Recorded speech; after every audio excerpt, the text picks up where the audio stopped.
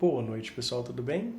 Pois então, dando sequência aos nossos estudos sobre o direito de propriedade, nós já conseguimos ver as definições do direito de propriedade, nós vimos o conceito do direito de propriedade, nós vimos os caracteres desse direito de propriedade, nós vimos aí uma grande distinção, né, entre propriedade e direito de propriedade, com a participação do professor Alexandre Valmont. E hoje, dando sequência a esses nossos estudos em relação ao direito de propriedade, nós vamos estudar as formas de aquisição da propriedade imobiliária no Brasil. Pois bem, no Código de 1916, nós tínhamos um rol taxativo lá no seu artigo 530, em que descrevia quais seriam as formas de aquisição dessa propriedade imobiliária no Brasil. Já no novo código, o Código de 2002, isso não aconteceu. Então, pegando pela doutrina, eu sempre costumo desmistificar, porque nem todos que estão nos vendo são da seara do direito. Quando a gente chama de doutrina, nós estamos chamando dos livros de direito. Me questionaram isso em box. Então, doutrina nada mais é do que livros sobre direito, que escrevem sobre direito. Então, nós temos esse tratamento de chamá-los de doutrinas, porque acaba sendo uma das formas, uma das fontes de direito, da gente adquirir o direito. Pois bem, a doutrina vai nos orientar, então, que dentre as formas de aquisição dessa propriedade, nós vamos ter duas classificações iniciais.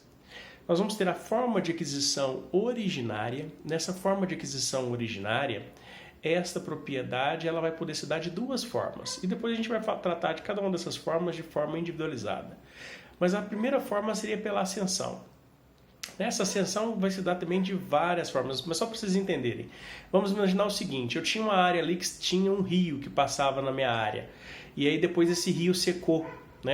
Quem é aqui da região de Uberlândia sabe que lá na represa da embarcação secou bastante ali para o lado de Três Anchos.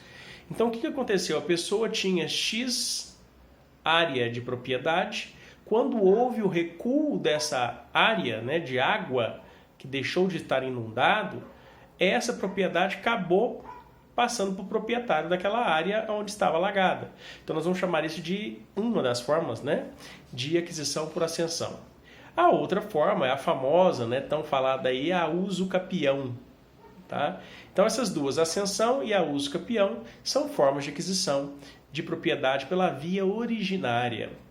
Depois nós vamos ter a forma de aquisição da propriedade pela via derivada, por forma derivada. Qual que é o pressuposto dessa aquisição pela via derivada? O pressuposto é que tem que existir uma relação, um negócio jurídico, uma transação que seja entre as partes. E aí essa transação ela pode se dar tanto na esfera inter vivos, ou seja, quando a pessoa ainda estava viva, ou por causa mortis. Então a pessoa vem a óbito e você vai adquirir a propriedade pela herança. Então isso é o que a gente vai chamar de causa mortis. Em virtude de uma morte, você adquire essa propriedade. Quando nós falamos desses atos intervivos, como formas de aquisição dessa propriedade, eu posso citar aqui para vocês alguns. Nós temos também um muito conhecido, que é o contrato de compra e venda. Nós temos ainda a doação, uma forma de aquisição de propriedade. Nós temos a troca, a permuta, eu troco um bem em outro. Nós temos a dação em pagamento. E não se preocupem, todas essas ações depois a gente acaba vendo com vocês de forma individualizada. Nós temos ainda a adjudicação, em leilões, como uma forma de aquisição de propriedade. Nós temos as sentenças de divórcio, que também são formas de aquisição de propriedade. E nós vamos ter sentenças de uso capião, porque a uso capião hoje em dia a gente pode intentá-la tanto pela via judicial como pela via extrajudicial. Então essas são as formas de aquisição de propriedade no direito brasileiro. Tá? Então a gente vai ter algo ali em torno do artigo, acredito que 1227, confiram aí, sempre chequem no Código Civil, e depois do artigo 1245 ao artigo 1247. Nós encerramos por aqui esse vídeo de hoje para não ficar muito extenso e depois nós vamos ver cada uma dessas formas de aquisição de forma bastante individualizada.